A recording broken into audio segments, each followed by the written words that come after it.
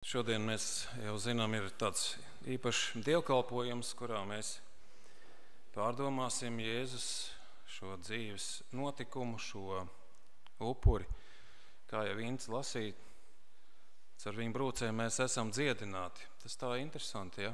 Ka kāda cita cilvēka brūces var mūs dziedināt. Un Jēzus ir tāds, caur kuru mēs gūstam dziedinājumu. Un arī šodien šī tēma ir, kā tas var notikt. Kā mēs varam saņemt? Kas ir tas, kas mūs spēj pacelt? Kas ir tas, kas spēj mums dot mieru, cerību, prieku? Tas ir Kristus nopelns un apsolījumu, ko viņš sniedz mums. Kopā es vēlos jums izlasīt ar jums šo raksturvietu no Mateja evaņģēlija 26. nodaļas, kur Jēzus atrodas kopā ar mācekļiem. Tātad Mateja 26, un tur no 13 līdz 30. Un pārdomāsim tur šos vārdus, šo notikumu. Bet pirmajā neraudzētās maizes dienā mācekļi nāca pie Jēzus un sacīja viņam: kur tu gribi, lai mēs tev sataisām ēst pasā jēru? Bet viņš sacīja: noiet pilsētā pie kāda un sakiet tam: mācītājs saka, mans laiks ir tuvu klāt. Pie tevis es turēšu pasā ar saviem mācekļiem. Mācekļi darīja tā, kā Jēzus to bija tiem pavēlējis, un viņi sataisīja pasā jēru. Un kad vakars metās, viņš apsēdās ar 12 mācekļiem. Un tiem ēdot, viņš sacīja: patiesi es jums saku, viens no jums mani nodos. Un tie ļoti noskuma. Un sāka cits pēc cita viņam sacīt: taču ne es, kungs. Bet viņš atbildēja un sacīja: kas ar mani mērc savu roku bļodā, tas mani nodos. Cilvēka dēls gan aiziet, kā par viņu rakstīts, bet vai tam cilvēkam, kas nodod cilvēka dēlu, tam būtu labāk, ka nemaz nebūtu dzimis. Bet Jūda, kas viņu nodeva, atbildēja un sacīja: taču ne es, rabi. Viņš saka uz to: tu to teici. Bet tiem vēl ēdot, Jēzus ņēma maizi, svētīja, pārlauza un deva to saviem mācekļiem un sacīja: ņemiet, ēdiet, tā ir mana miesa. Un viņš ņēma biķeri, pateicās un deva to tiem un sacīja: dzeriet visi no tā, jo tās ir manas jaunās derības asins, kas par daudziem tiek izlietas grēku piedošanai. Bet es jums saku, es no šī laika vairs nedzeršu no šīm vīnkoku augļiem, līdz tai dienai, kad es to ar jums no jauna dzeršu savu Tēva valstībā. Un pateicības dziesmu dziedājuši tie aizgāja uz Eļas kalnu. Kā mēs redzam, tad mācekļi jautāja, kur mēs varēsim ēst, jeb kur tu ēdīsi, kur sataisīt mums pasā jēru. Tur vajadzīga ir sagatavošanās, vai ne? Un tā nebija tāda vienkārša maltīte, tas bija tāds svēts notikums, kur Dieva tauta ar cieņu, rūpīgi sagatavojās tam. Un tas nenotika tā virspusēji. Un ja es atbildu mācekļiem, viņš saka: ir kāds cilvēks, jūs dosieties uz pilsētu un jūs redzēsiet viņu. Un pasakiet šim cilvēkam, man laiks ir tuvu, un saskaņā ar citiem evaņģēlijiem, kas ir aprakstīti, kad šis vīrs nesīs ūdens krūzi. Tas, protams, nebija raksturīgi tajā laikā, jo parasti ūdens krūzi nes sievietes. Bet šeit būs kāds vīrietis, kurš nesīs ūdens krūzi, un tam jūs sakiet: mans laiks ir tuvu. Un tā arī notika. Tas nebija tāds nejaušs notikums, bet tā bija Dieva gudrība, aizgādība, sagatavots, viss tā kā vajag. Un viņi gatavojās. Ja mēs zinām apostulu Pāvilu, ko viņš raksta vēstulē korintiešiem, pirmajā vēstulē, tad viņš brīdina, ka tas kunga vakarēdiens, tā nav tāda parasta maizes laušana un vīna dzeršana. Tā nav forma, bet ir kas dziļāks, tam ir saturs. Lai cilvēks pārbauda sevi. Un tas nozīmē, ka arī mums ir jābūt sagatavotiem tam. Mēs nedrīkstam pie šī galda nākt viegprātīgi. tur ir vajadzīga šī iekšējā un garīgā pārbaude. Tas nav tikai ēdiens, bet tā ir tikšanās ar pašu kungu, ar Kristu. Grēka raugs ir jāizmet no mūsu dzīves. Tā arī ebreji, šī tauta, tīrīja savas mājas no maizes drupačām. Viņi meklēja, vai kaut kur nav palicis raugs, kas simbolizē grēku. Viņi bija rūpīgi, viņi sagatavojās. Mēs saprotam, ka Dievs ir tas, kurš spēj šķīstīt mūsu sirdis, ka ar viņa palīdzību mēs spējam atstāt grēku, un Svētais Gars mums palīdz. Un tad, kad pienāca vakars, Jēzus apsēdās kopā ar šiem 12 mācekļiem. Tas bija pasām mīlestā stunda, piemiņai, kopībai un pateicībai Dievam. Un šajā brīdī atskan vārdi: patiesi es jums saku, viens no jums mani nodos. Klusā telpā pēkšņi kā akmens nokrīt uz grīdas, viss satrūkstās. Jēzus saka, viens no jums mani nodos. Iepriekš jau Jēzus bija runājis par nodevību, ka tas tā būs. Bet tagad viņš saka tieši viens no jums, viens no tiem, kas sēž šeit, klausās. Viens no tiem, kas kopā ar mani kalpoja, kopā 3 gadus gājām, 3 gadus esam bijuši un dzīvojuši. Viens no jums nodos. Un šajā brīdī mācekļus pārņem milzīgas skumjas. Un Matejs raksta, tur ir tāds grieķu vārds lietots, lupo umenoi. Tas nozīmē, ka tās nav tikai skumjas, bet ka viņi bija pilnīgi satriekti, sirds dziļumos. Un katrs no viņiem jautāja, taču ne es, kungs, taču ne es, kungs. Šis jautājums nebija tāds vienkārši, taču ne es, kungs, bet tas bija šokējoši. Tā bija tāda iekšēja pārbaude. Viņi uzdeva jautājumu, taču ne es, kungs. Viņos bija šī neusticēšanās sēkla, viņi nespēja pat sev uzticēties. Varbūt tas bija pat labi, tā bija pazemība, pat bailes, ka viņi nebalstījās uz saviem spēkiem, bet viņi cerēja, ka Dievs zina, kas manī notiek. Vai es tas būšu? Tā bija tāda iekšēja pārbaude. Viņi neusticējās ārējām izpausmēm, bet tā bija sirds attieksme vai sirds pārbaude. Mācekļi apšaubīja sevi.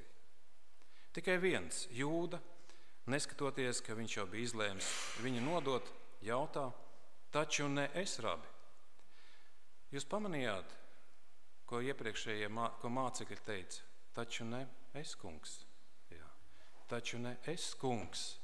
Jūda saka, taču ne es, rabi. Un tas ir zīmīgi. Taču ne es, skolotāji. Vārds kungs izsaka padevību un ticību, rabi, jeb skolotāji. Tas parāda, protams, cieņu, bet bez nodošanās. Un šeit izpaužās šī Jūdas problēma. Viņš redzēja Jēzu kā skolotāju, bet nevis kā kungu. Un pat šajā brīdī Jēzus izstiep savu žēlstības roku. Viņš neatklāja Jūdas vārdu, mācekļi nezina, kurš būs tas, kurš nodos. Viņš piedāvā telpu žēlastībai. Viņš runā uz Jūdu. Viņš gaida, kad Jūda mainīs savu dzīves virzību, jeb to, ko viņš nodomājas darīt. Un tādēļ Jēzus saka, cilvēka dēls gan aiziet, kā par viņu rakstīts, bet vai tam cilvēkam, kas nodod cilvēka dēlu, tam būtu labāk, ja viņš nebūtu dzimis. Un šie vārdi nav spriedums. Tas ir brīdinājums, jeb tas bija tas moments, jeb dāvātā žēlstība, lai viņš mainītu savu nostāju. Tie bija šie mīlestības vārdi, ar kuriem viņš aicināja Jūdu atgriezties. Un neviens no mācekļiem tajā brīdī neapzinājās, kas patiesībā notiek, kas notiek šajā sarunā starp Jēzu un Jūdu. Jēzus piedāvā Jūdam atgriezties no savu nodomu, no savu ceļu. Un šī pasā maltīte, kā mēs saprotam, lasot 2. Mūzes grāmatu, tā ir jāsvien ģimenes lokā, mēs saprotam, ka šie 12 mācekļi jau ir kļuvuši par vienu ģimeni, par Jēzus tuvākajiem. Un psalmists raksta, pat mans labākais draugs, kam es cieši uzticējos, kas manu maizi ēd, pacēla pret mani kājas spērienam. Un ar šo pravietojumu Jēzus identificē nodevēju, viņš dalīja maizi, deva maizi arī tam, kurš viņu nodos, dalījās ar maizi. Tas ir simboliski, ka Jēzus dod viņam piedošanu pirms tā ir lūgta. Viņš dod viņam piedāvā. Bet te ir jautājums, vai jūdi to pieņems. Viņš to izdara pat nodevējam. Ja mēs raugamies uz Kristu, cik viņš vērtē cilvēku, cik dārgs ir cilvēks viņa acīs. Viņš mīl arī tevi. Viņš dalās ar maizi. Tad jūdi jautā, taču ne es, rabi. Un Jēzus mierīgi atbilda, tu to teici. Tā nav tāda publiska apsūdzība, bet tā ir tāda personīga konfrontācija. Tā ir bēdējā iespēja apstāties. Un šajā brīdī jūda atstāja galdu un izgāja darīt savu ļauno darbu. Atstāja galdu. Ko gan varēja palikt, atzīties un saņemt piedošanu, kā jau grēciniekam. Šis kopīgais galds varēja būt vieta viņu cīņas, viņu dzīves sāpju vidū. Tā bija vieta, kurā viņš varēja smelties palīdzību, viņš varēja smelties spēku, tad, kad viss šķiet pārāk smags, vai arī tas, kad es neko daudz nesaprotu, dzīve ir pārāk sarežģīta, ir tik daudz sāpju, rūpju, bet ir kāds galds, pie kur nākot mēs varam saņemt palīdzību. Vienmēr ir galds, kur Dieva tauta var nākt un smelties spēku šai dzīvē. Bet jūdi izvēlējās atstāt šo galdu. Un tā Jēzus iestatīja šo pasām mielastu, ja vakarēdienu, jo tajā vakarā šis pasām mielasts ritēja savā ritmā vai savā gaitā, un Jēzus pārveidoja šo notikumu, pagātnes notikumu, kas atgādināja Dieva tautas iziešanu no Ēģiptes par jaunu derību. Un mēs zinām, ka tā derība tiks slēgta ar jēra asinīm, bet šī jaunā derība tiks slēgta ar viņa paša asinīm. Un Matejs raksta, kad viņi ēda, Jēzus ņēma maizi, svētīja, pārlauza to, deva mācekļiem un sacīja, ņemiet, ēdiet, tā ir mana miesa. Maize tagad kļūst par zīmi, simbolu, ka tā ir Jēzus miesa. Tas liecina par viņu dzīvi, kas tiks ziedota mūsu glābšanai. Maize vienkārši, bet ikdienā nepieciešama. Kļūst par tādu, kas liecina par Jēzus miesu, kas tika lausta, lai mums būtu dzīvība. Un Jēzus saka, tā ir mana miesa.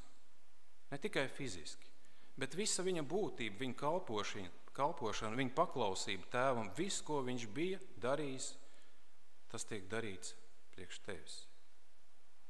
Un tad Jēzus ņēma biķeri, pateicās un deva viņiem sacīdams, dzeriet visi no tā, jo šī ir manas derības asins, kas par daudziem tiek izlietas grēku piedošanai. Šie vārdi ir tādi satricinoši patiesībā. Jēzus runā par asinīm, par to, ka pēc dažām stundām viņš izlies asins pie krusta. Tās ir upura asins, ar kurām tiek apzīmogot jaunā derība. Vecajā derībā asins tika lietas, lai šķīstītu, lai sektu grēku. Tagad vienreiz un uz visiem laikiem Kristus asins dāvā piedošanu un brīvību. Un viņš saka par daudziem, tas nozīmē par mums visiem, kas mēs nākam pie viņa ticībā. Šīs ir asins, izlietnes ne tikai pagātnes grēku dēļ, bet arī par katru brūci, par katru vainu, par katru važu, kas vēl tur cilvēku verdzībā. Ņemiet un dzeriet, Jēzus saka. Tā ir personīga, personiska atbildība un žēlstības piedāvājums. Neviens tavā vietā to nevar izdarīt, neviens tavā vietā nevar ēst, neviens tavā vietā nevar dzert. Un katram ir jāatbild, vai es pieņemu šo upuri, vai es uzticos, ka Kristus miesa tika lausta par mani? Un tajā brīdī Jēzus pilnībā apzinājās, kas viņu sagaida. Viņš apzinājās, ka viņam jāiet vienam pašam šajā krusta ceļā, ka viņam būs jānes vienam pašam visas pasaules grēks, šis grēka smagums, un ka visa debesu pulks, visas nekritušās būtnes vēro šo notikumu, un tajā tiks atklāts Dieva raksturs. Tur Golgātā Dievs parādīs, ka viņš ir gatavs dot sevi par cilvēkiem, kurus viņš mīl. Turpretī mēs zinām, ka ienaidnieks vai sātans ir mela tēvs un slepkava, un ka liks cilvēkiem nogalināt savu radītāju. Viss universums redzēs šo atšķirību. Vakarēdiens, maize un vīns ir atgādinājums par šo izšķirošo patiesību. Krusta notikumi ir tie, kas ir tevis un manas dēļ, lai mēs varētu saņemt cerību šajā pasaulē, lai mēs redzētu nākotni, lai mēs ieraudzītu šo skaisto notikumu, kas notiks nākotnē, ka mēs neesam atstāti nāves varā. Mēs lasām par Jēzu, ka viņš nomira un 3. dienā cēlās augšā, un tā bija uzvara. Sātans saprata, ka ir zaudējis, pie Jēzus kapa nelīdz karavīri ne zīmoks, nekas nevar atturēt Jēzu, viņš iet savu ceļu, kā uzticīgs, viņš veido debes audumu priekš tevis un manis. Pēc 40 dienām, tad, kad mēs lasām, viņš tiek pacelts debesīs, un apostoļu darbu grāmatā 1. nodaļā ir šādi vārdi.